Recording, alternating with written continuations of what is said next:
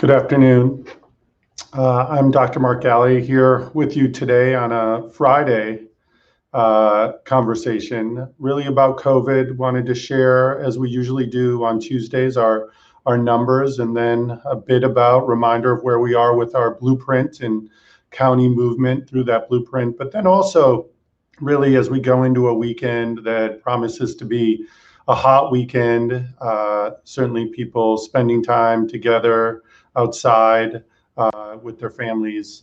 Wanted to really identify some early trends in our data that we're seeing where certainly cases are going up, and just our early worry. I often tell my patients that I take care of that when I'm worried, I'll let you know so you can worry with me a little bit. So we're going to go through our typical slides and then get into some of the new information we wanted to share today. Next slide, please.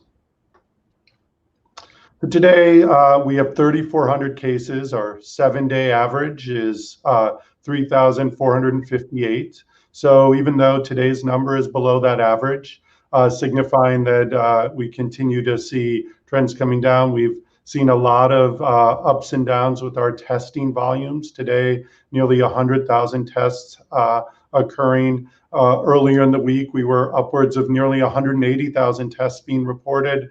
And then last week, nearly at 50,000 tests reported. So a lot of movement in our testing volume attributed to a number of sites being closed because of heat and smoke, some labs that aren't doing as much testing as they had been because of some of the conditions and the weather, so not reporting as much. But the good news is our 14-day positivity continues to be low at 3.0%.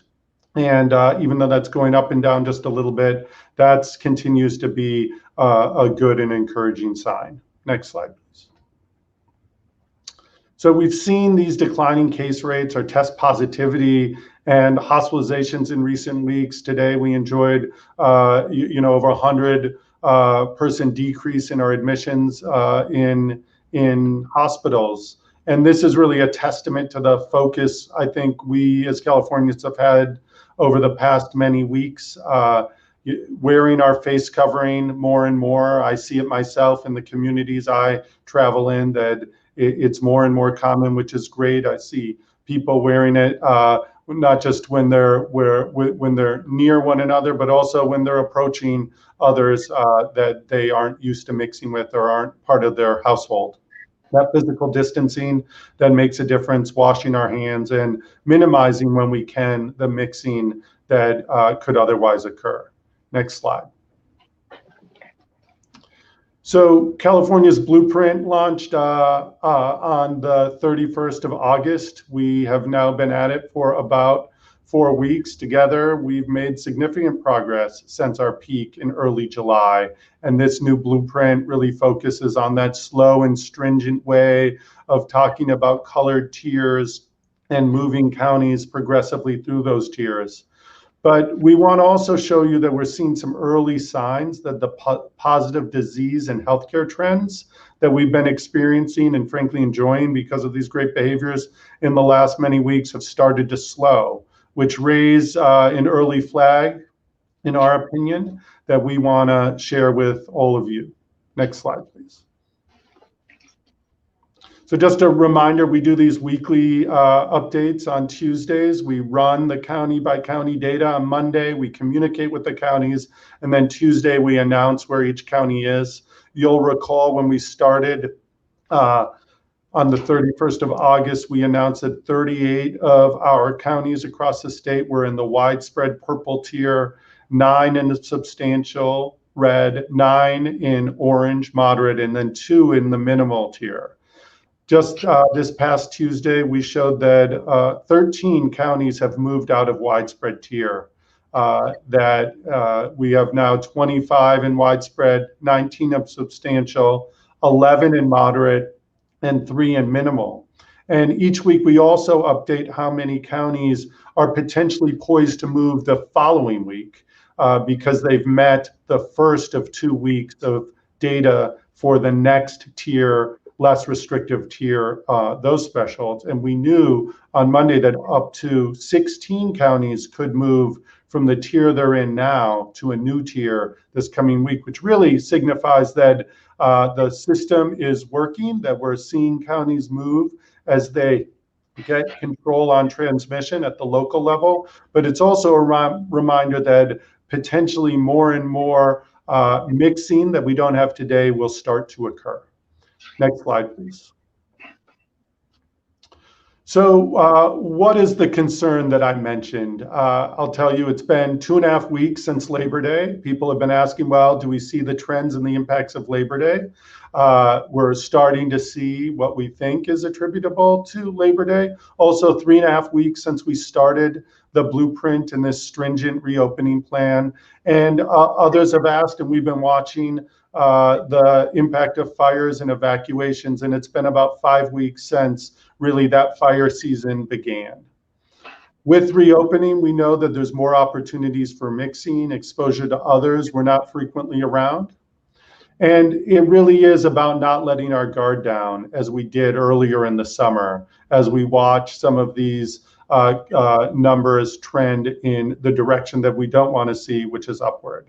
And really, we've been focusing on flu season, the need to get flu vaccine, watching as we have early cases of flu already in California, that we must stay vigilant and try to maintain our success.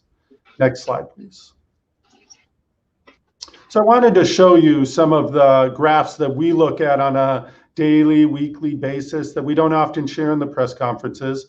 But this graph shows you that our case rate per 100,000 from a number of locations across the state are starting to see a slight increase. If you look at the left side of the graph, you'll see around August 23rd, we were pretty high with our case rates, but starting to come down, and we enjoyed some significant decreases in parts of the state. But now if you look on the far right side of this graph, you'll see that almost all of the lines are flat at best, and some, worse than that, are starting to trend upwards. And those are exactly the areas of concern that we're seeing and are worried about. Next slide, please. Similarly, we also track emergency department, emergency room visits, and how those that are related to COVID-19 have trended. And you'll see that even though you'll see a lot of ups and downs in these lines, all of the lines on the right side of this graph are starting to trend upward, telling us more and more individuals with COVID-19 are showing up at our emergency rooms seeking care. We also track, and I'll show you in a moment, some concern about the number being admitted, but this information is also one that we watch closely. And the last week or so is showing some increases, which increase our own concern overall. Next slide, please. Here again, we look at new hospitalizations. So on a daily basis, we report the total number of people with COVID hospitalized, either confirmed or suspected. This slide shows something slightly different. This shows the new hospitalizations day over day. So even though new hospitalizations, of course, impact that total hospital number, they also signify something different. They also tell us a bit of the story about what's happening with community transmission. So what we want to see ultimately is more patients discharged home from the hospital with COVID-19 that get admitted. And this slide, same, look at the right side of the graph, you will see that some of these lines are starting to go up. And that means that overall, we're seeing more admissions than we did the day or week prior for COVID-19 in some of our hospital systems across the state. Next slide, please. So the other things I wanted to mention, we've talked to you before about the modeling, we've talked about nowcasting, we've talked about forecasting. We continue to use these tools on a very regular basis to not just tell us how we're doing now, but to help us understand, based on today's conditions, where we'll end up. And our short-term forecast for today's conditions actually predicts an increase in hospitalizations a month from now. So currently, we're at 2,578 confirmed COVID positive individuals in the hospitals.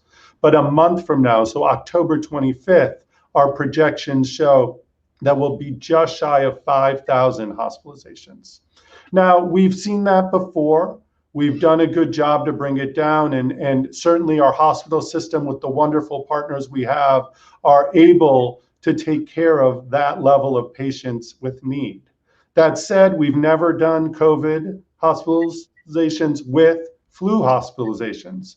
And as we continue to have the interest of keeping all routine care going, so patients with scheduled procedures and surgeries can continue to get those, we see things coming together that we want to make sure we're very vigilant around to ensure that even if we go up a little bit with our hospitalizations, we don't continue to have high rates and even come close to the numbers that we saw over the summer, because during flu, that would add added concern. One of the other points, we talk about this doubling time or doubling effect occasionally. We look at the data that based on conditions, how long it will take for our case numbers to double based on transmission. Part of the reason why we look at this number is because we're very interested in how quickly spread will occur and how quickly the numbers will rise. But I raise this issue now because part of why we chose the slow and stringent approach is so that we did get our case numbers across the state down as low as we can, so that if we do see a doubling, that the impact isn't that great. So for example, if you're at 100 cases a day, doubling to 200 and then doubling again to 400 is very tolerable. But if instead at 100 you're at 1,000 or even 2,000 as your starting place, doubling there from 1 to 2,000 and 2 to 4, you can see how quickly the case numbers go up, how quickly that creates additional pressure on our hospitals, and how quickly we begin to talk about our surge capacity once again. As Californians, we've done a lot of great work to avoid those situations, and we want to remind ourselves now to keep our guard up so we can continue with that success. Again, another concept we've shared with you is this R effective. We talked early about the R not. The R effective is really what's happening in the community now based on the levels of transmission. And we've always said we want to get below 1 and quite a bit below 1. In many counties a month ago were quite a bit below 1. We are now seeing trends in some regions where that R effective is coming up, that even in some places it's getting greater than 1, which means that spread will become exponential. And all that means is spread will go faster than we wish with COVID-19 cases. Next slide, please. So we really wanted to highlight today, as we come to this final slide that many of you are used to, really the focus on doing what we've done together for a long time now, but doing it with even more vigor over the next many weeks as we see these trend lines, which had been coming down and then flattening, now looking like they may be coming up, and not just over 1 or 2 days, but over the course of a handful of days. We want to sound that bell for all of you to remind you that we want to do all we can to do these things: wear our mask, physically distance, wash your hands, minimize mixing, and please get your flu shot. We know a number of physician practices, health systems, pharmacies have the flu vaccine available. And please, if this is the right weekend to go do that, or next week, please consider adding that to your plans. Again, we are really proud of the slow, stringent blueprint. We have seen movement across our counties, and we want to see us respond as a state to those slight increases by keeping our guard up, helping support our businesses and our local leaders so that we can keep transmission as low as we can while we move into fall, into winter, into flu season, into cooler weather, colder weather, rainy weather, where it's harder to do some of the things that we enjoy outside, and the urge to go inside will be even stronger. So with that, I'll turn it over to reporters for questions. Thank you. Lisa Krager, San Jose Mercury News. Yes, thank you, Doctor. There's been some concern about the politicalization of the federal reviews of potential COVID vaccines. Can you tell me if California has any plans to independently analyze some of the clinical trial data, the efficacy and safety data, before it's distributed to the vaccines distributed to state residents? I know at least 6 other states, including New York, have announced that they will. And I'm curious what we're doing, or alternatively, are you satisfied with the recommendations of the FDA's independent advisory panels?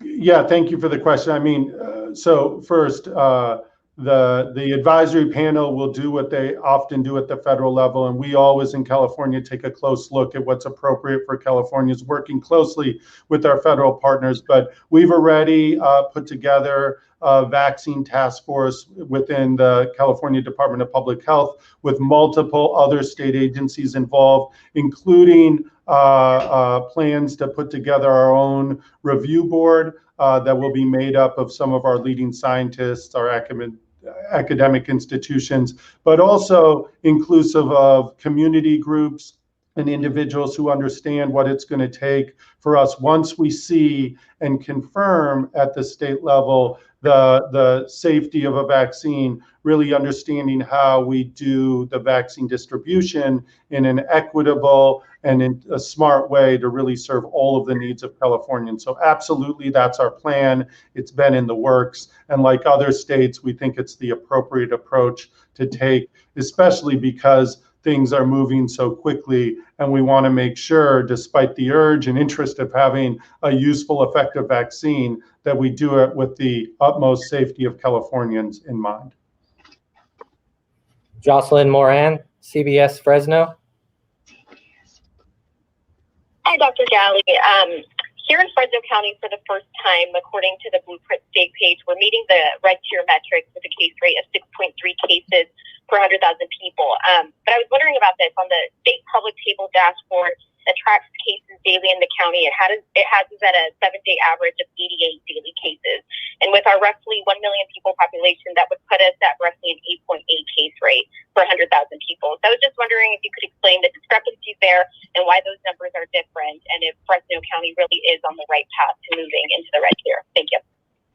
Yeah, thank you for the question. I can't speak to the specifics without the numbers in front of me at the moment. I'm happy to have our team look into it and get back to you. But we do, as we've been watching the data in the Central Valley very, very closely, really concerned early with the increased spread, especially among Latino communities in the Central Valley. We've made a concerted effort working with those counties, building upon the great work that they've established already with some state partnerships to bring more resources and more attention to the spread of COVID.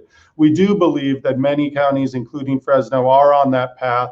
I believe that Fresno has met the 1-week criteria for moving on from purple to red. And if things go as they have been, and we all hope they do, they will be advancing from purple to red, but only when the data shows that it can.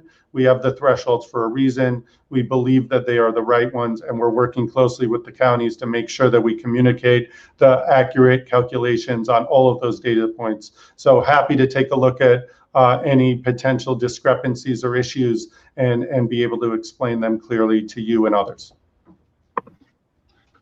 Salma Karlamangla, LA Times.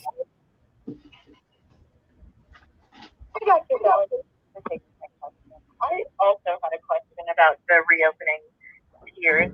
I was wondering if you could talk a little bit more about the threshold of 7 or fewer new daily cases per 100,000 for entering into the red tier. I know that's sort of the same thing as the 100 cases per 100,000 that we had before, but I'm wondering if there's something particular about that level of transmission. Why is it 7 and not, say, 5 or 8? Is there a particular experience from California or elsewhere that the standard is based on? And lastly, why do you think that it is for most counties it's that metric and not the positivity rate that's been more difficult to lower? Yeah, I mean, excellent questions. And I think a number of different states have chosen different thresholds. I think a number of international and national leading experts and thought leaders with COVID-19 response have suggested various ranges. We have and sort of adopted the 7 per 100,000 per day, really mirrored around what our county monitoring list was built around, which we saw as an effective top tier threshold to really allow counties to begin to move with some of their reopening. You know also that the sort of interaction between testing and case finding and test positivity is an important one. And what we do see is that counties that do a significant number of tests may have a lower test positivity, but still finding a significant number of cases. So the real balance between these two is important, and not every county has been unable to move their case rate. We do see the case rate move a little bit after the test positivity, and in some ways that's by design, so that we ensure that as you test more, we find those cases, use those cases to then do the effective contact tracing, supportive isolation to reduce transmission that might follow from those initial cases. So watching all of that come together, it's actually moving as we'd hoped, that the test positivity comes down a little bit sooner than that case rate, and that allows counties to move forward with some degree of confidence into the next tier. I'll remind you that we also require at least 2 consecutive weeks of meeting that threshold. So we can be confident, the county can be confident, residents can be confident that we're allowing a degree of additional operations in our economic sectors under more or less safer conditions. Dave Manisheri, KCRA.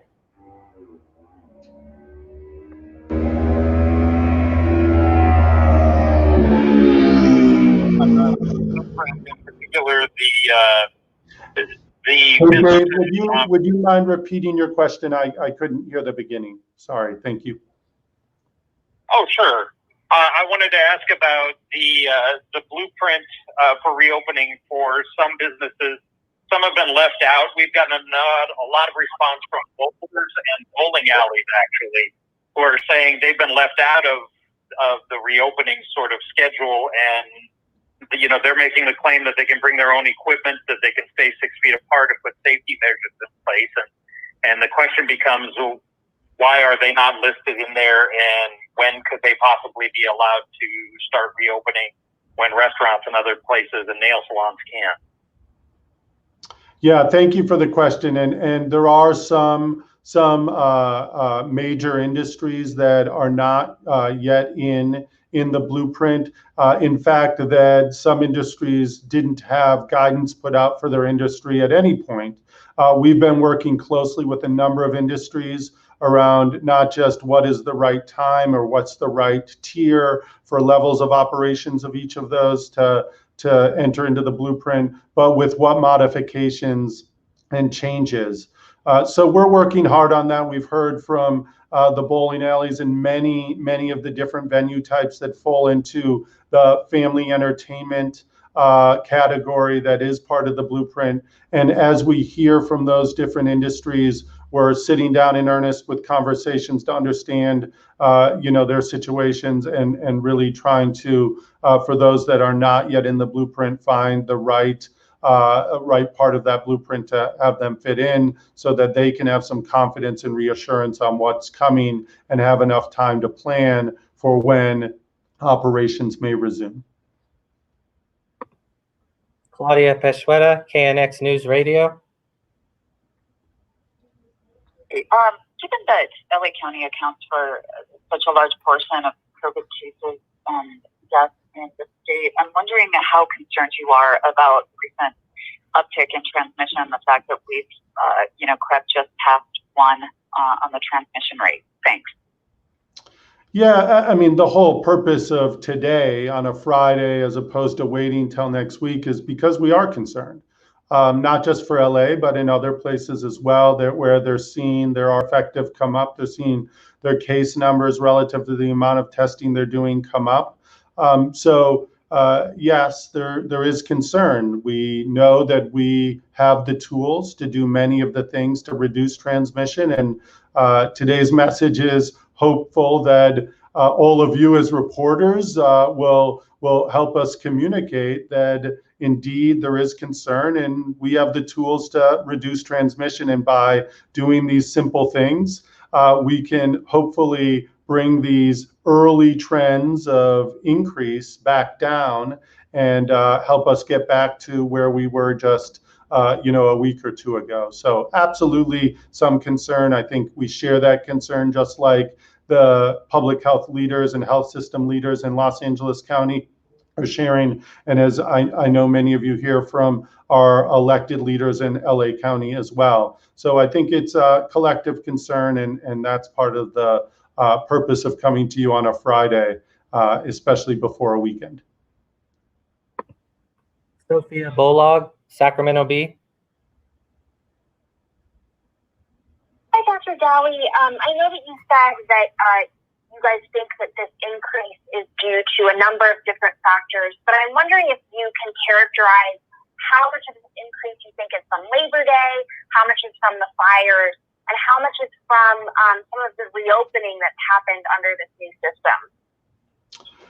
So, it's a difficult question to answer, Sophia. I'll tell you that we're about 2.5, 3.5 weeks out from the collection of Labor Day and our blueprint. And when you start to see cases about this time, this is when we would have expected to see some slight increases.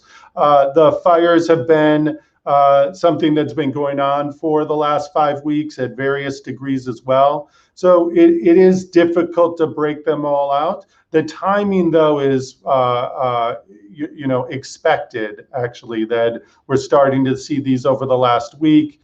That is, nearly an incubation period after you might see some transmission, give people time to come and get tested.